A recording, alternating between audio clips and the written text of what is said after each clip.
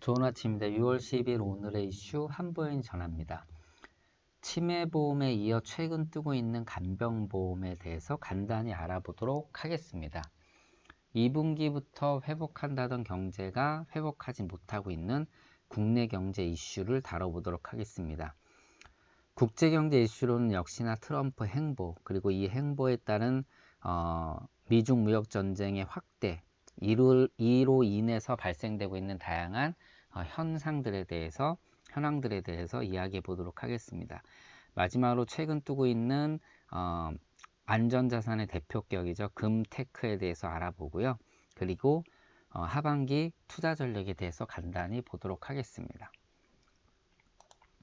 먼저 치매보험보다 간병보험이 보장 범위가 넓고요. 당연히 그만큼 가격이 비싼 게 일반적입니다. 간병보험이라고 하면은 이제 그 간병인 지원보험이라고 해서 이 부분이 좀 특징인데, 그러니까 보통 병원비로 주는 것보다 사람이 직접 나가는 것들이 큰 특징이라고 볼 수 있습니다. 물론 180일까지 간병인을 병원에 보내주는 것인데, 간병인을 지원하지 원치 않을 경우는 입원 일당으로 현금으로 이제 보험금을 받을 수 있는데, 아시다시피 생명보험 쪽은 연금 기능이 강하고 손해보험 쪽은 진단금이 상대적으로 두둑한 것이 이런 간병보험의 특징입니다. 결국은 보험금을 어떻게 지급하느냐의 형태인데, 생명보험은 연금보험 형태로 지급하는 거고, 손해보험은 앞서 말씀드린 것처럼 간병인을 지원하는 그러한 방식이라는 것이죠. 그래서 대부분 보험사들은 업체와 제휴를 해서 간병인을 보내주고, 이 간병인은 누가 나가느냐, 남녀 또는 시간, 지역에 따라 굉장히 그 차이가 많은데 보통 8만 원 선이라고 합니다. 이에 상응하는 비용이나 또는 이제 사람을 직접 보내주는 것이 바로 이제 간병인 보험의 특징이라고 볼 수 있고요. 그리고 지난번에 잠깐 언급을 했었는데, 라이나 생명보험은 집에서 방문 요양, 방문 목욕, 간호 등을 받는 이제 재가급여에 간병 자금을 지급하는 그러한 특징을 갖고 있다는 점 한번 말씀을 드렸습니다. 그리고 일본에서는요, 이제 우리나라도 이 부분이 이제 굉장히 문제가 되고 있다라고 말씀을 여러 번 들었었죠. 고령자 자동차 사고 문제인데, 그 일본에서도 이 땅 고령자 차 사고 때문에 75세 이상 운전면허 도입 제도가 지금 거론되고 있다라고 합니다. 그래서 2020년 도입을 추진하고 있고요. 처음에는 의무보다는 이제 자기가 이제 지원해서 가입하는 방식으로 하고 있고요. 최근에 이러한 사고들이 많아지면서 이런 부분이 크게 부각이 되고 있다라고 합니다. 이제 자동차 보험 시장이나 이런 부분 또는 이 고령자에 맞춘 자동차들이 개발되고 그러한 기능들이 부과된 자동차들도 개발하고 있다라고 합니다. 네, 국내 경제 이슈 보도록 하겠습니다. 국내 경제 이슈는 일단 앞서 말씀드린 기사 내용처럼, 자, 경제 투톱이 뭐라 그랬냐면, 자, 6월 이제 하반기부터는 좀 나아질 것이다. 수출이나 투자, 설비 이런 것들 소비도 좋아질 거라고 얘기했는데 다 틀렸다는 것이죠.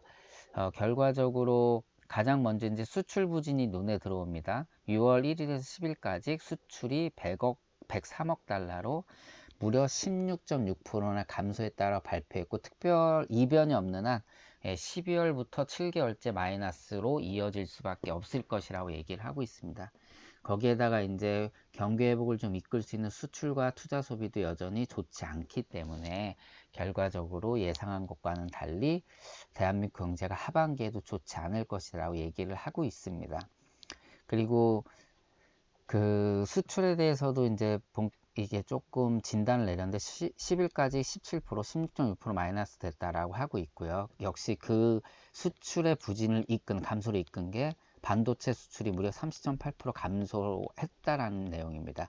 사실 반도체 수출은 좀 반등을 보일 거라고 예상을 했지만 미중 무역 전쟁이 이제 커지면서 업계에서도 이 이제 영향을 받으면서 반도체에 대한 투자나 이런 것들을 좀 뒤로 미루고 있는 상황이다 보니까 아무래도 그 영향이 굉장히 커진 것으로 볼 수 있고요.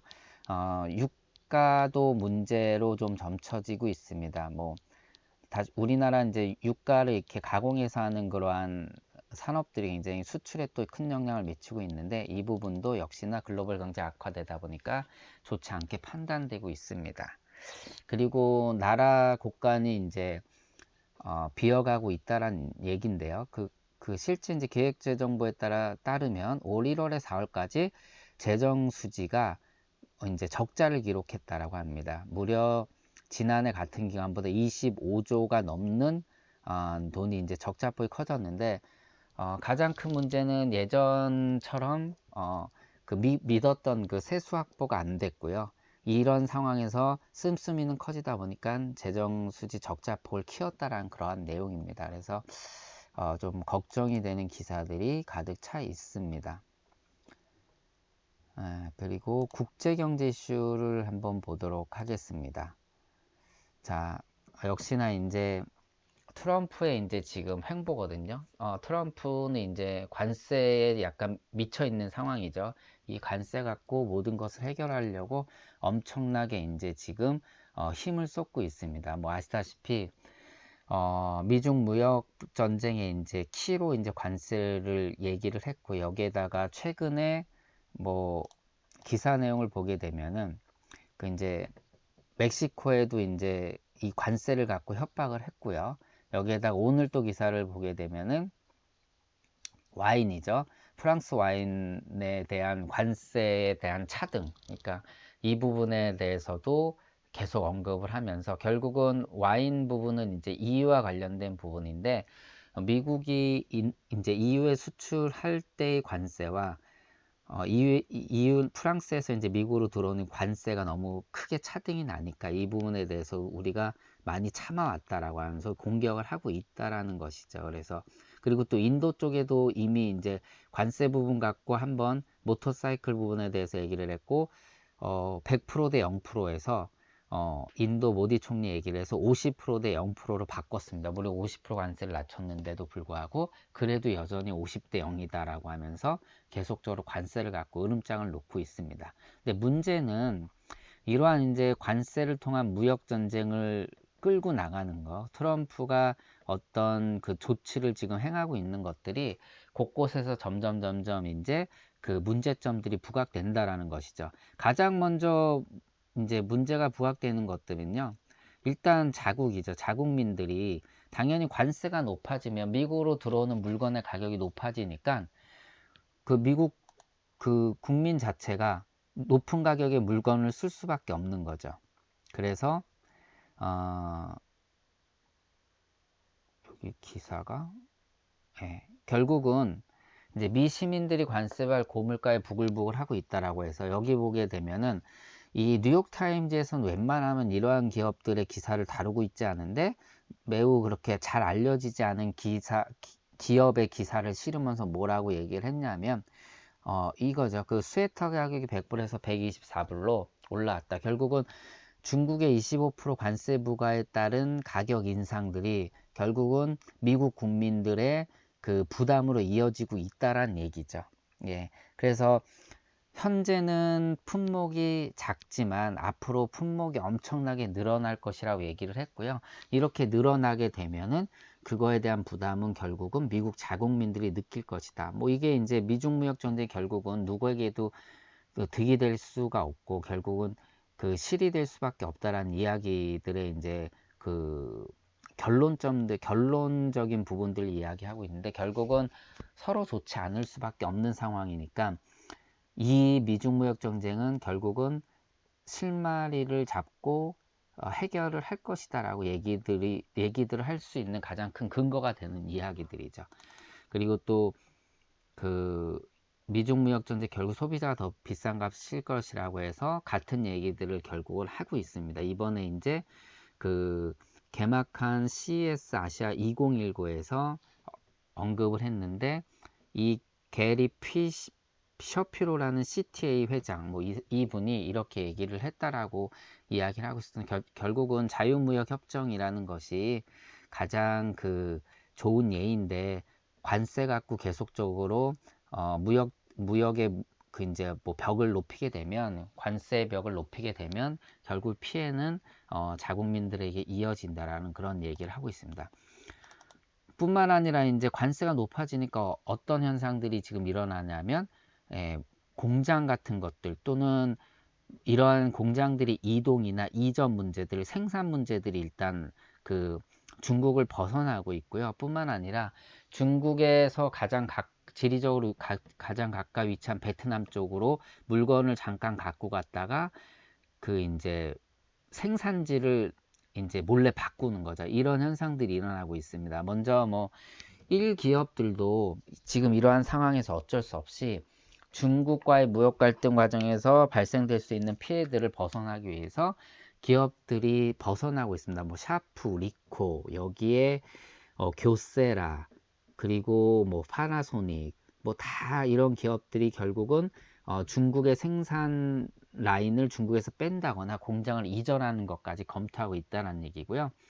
그리고 중수출 제조업부터 불황이다. 결국은 중국에서도 어쩔 수 없는 상황들이 벌어지고 있는 겁니다. 그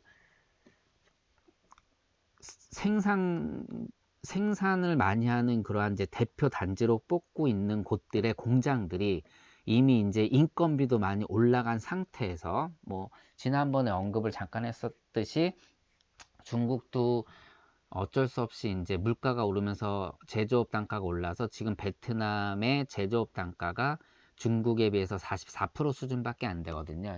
어쩔 수 없이 중국이 그만큼 상대적으로 제조업 단가 오른 상황에서 관세까지 이렇게 올라가 버리기 때문에 중국 내부적으로도 이미 그러한 현상들이 이어지고 있다라고 하고 있습니다. 그래서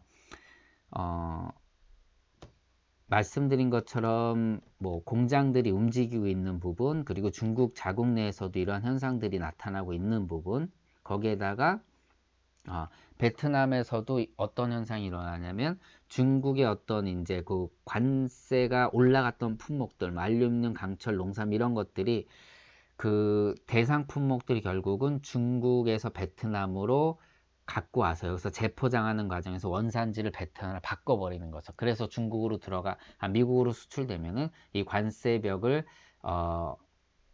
벗어날 수 있다는 건데 결국 이거는 이제 뭐 잘못된 거죠. 이거는 이제 문제점을 발생할 수 있고 이 문제점이 되게 베트남이 타격을 받을 수 있다라는 거죠. 미국이 이걸 갖고 가만히 안 있을 수도 있다라는 것 때문에 베트남도 이것 때문에 칼을 뽑아 들었다는 얘기고요. 이런 식으로 결국은 미중 무역 전쟁은 다양한 부분에 지금 엄청난 영향을 미치고 있습니다. 뿐만 아니라 최근에 뭐 말씀드렸듯이 기술 전쟁, 관세 전쟁, 여기 환율 전쟁에 이어서 지금은 뭐 이제 두뇌 전쟁이라고 해서 미국에서 많은 사람들이 어떤 프로젝트에 참여하면서 굉장히 큰 지원을 받고 있죠. 뭐 예를 들어서 여기에 중국 등 미국의 적대적인 외국 정부가 후원한 인재 유치 프로그램.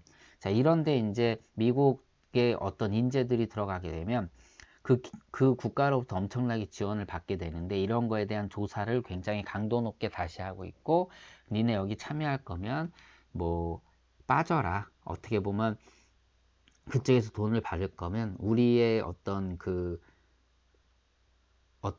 제도에서 너네들이 인정받고 있는 것들을 포기해라라는 식으로 굉장히 강력하게 이야기를 하고 있습니다. 결과적으로 트럼프가 뭐 이제 기술 전쟁에 이어서 이제 이런 두뇌 전쟁까지 강력하게 벌이고 있는 것들이 굉장히 큰 이제 문제로 또 확대되고 있다라는 것이죠. 예, 이런 식으로 결국은 트럼프 행보는요 굉장히 큰 악영향을 미치고 있습니다.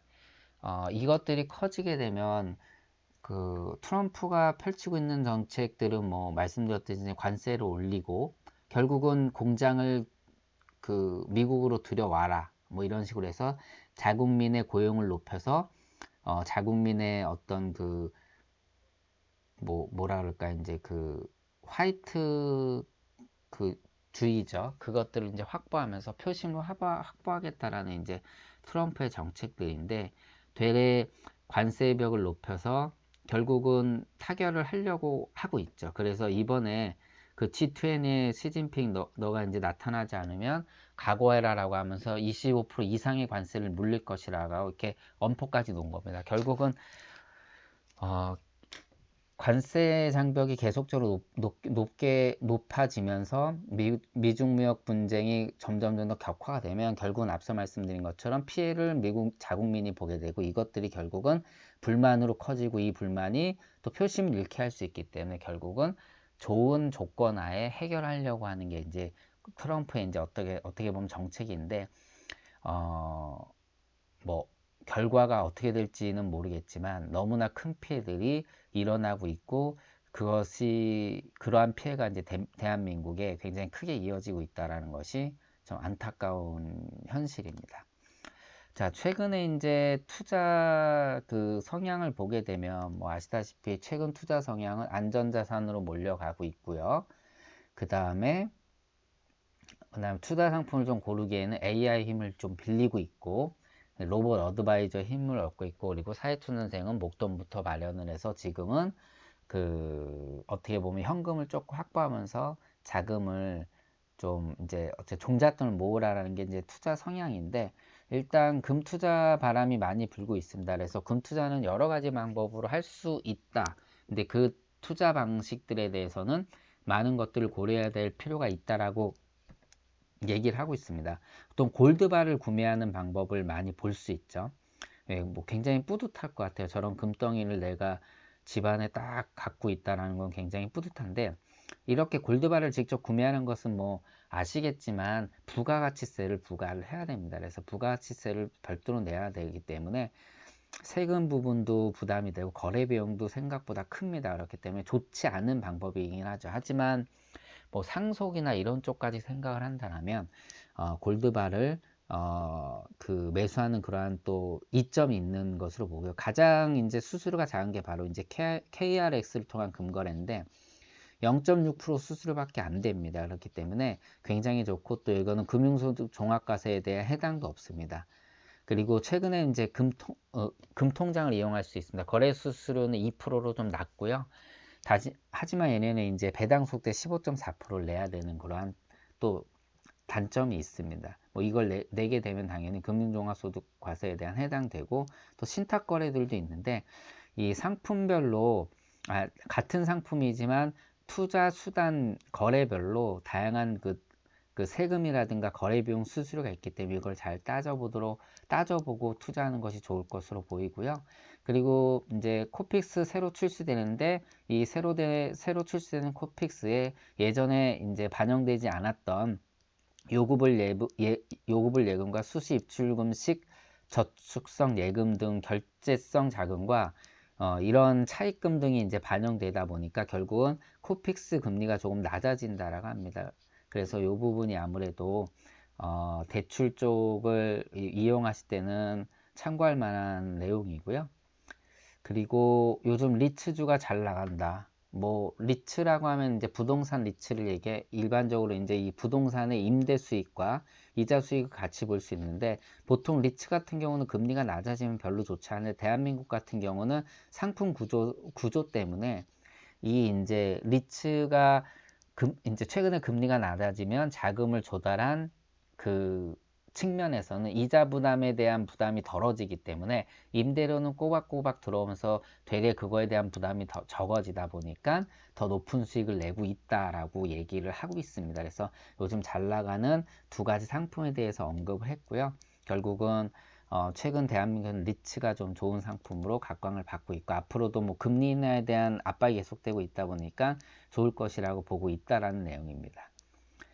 그리고 최근에 이제 이제 저축은행은 아시다시피 뭐 좀 위험성에 대비해서 금리가 높은 것이 장점이죠. 그래서 일반적으로 그냥 가입하면 지금 3.2%가 최고고요. 우대금리를 적용받으면은 무려 6.9%까지 나오는 상품이 있습니다. 근데 기본금리는 3.1인데 우대금리 받으려면 DB손해보험 자동차보험 가입해야 되고 뭐 이런 조건이 있고요. 월 불입 한도가 10만원으로 정해져 있다고 합니다. 무튼 최근 저축은행에 조금 저축하는 부분이 굉장히 엄청나게 늘어나면서 특히 이제 그 예금자 보호한도인 5천만 원을 넘긴 자금도 7조 가량이나 되면서 그 저축은행의 금리가 시중은행의 일반 금리보다 높기 때문에 그리고 우대금리를 많이 적용받을 수 있는 부분까지 확대되고 있어서 이 부분도 한번 눈여겨볼 만한 한 기사 내용이라서 한번 넣었고요. 그리고 뭐 하반기에 결국은 공격 투자보다 안정형이다. 말씀드렸듯이 글로벌 경제가 좋지 않기 때문에 역량이 너무나 커지고 있고 하반기에 좀 괜찮아질 거라고 했던 부분마저도 지금 불확실성이 커지기 때문에 안전하게 투자하는 것이 좋다라는 게 이제 전문가들의 견해고, 그래서 나오고 있는 게 주식이나 이런 것보다는 금이나 채권 그리고 달러 투자, 그리고 여기에다가 이제 ELS 투자, ELS도 되도록이면 조기 상환 조건이 좋은 상품을 선택하라고 하는 것이 전문가들의 일반적인 견해입니다.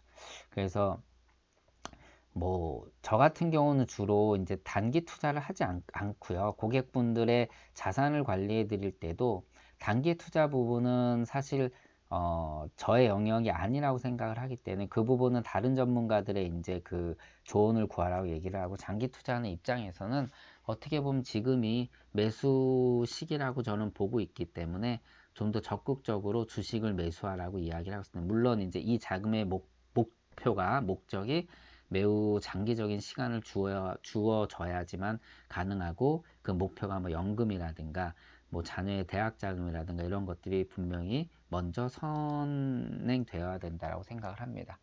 자, 이상으로 오늘 기사를 마치고요.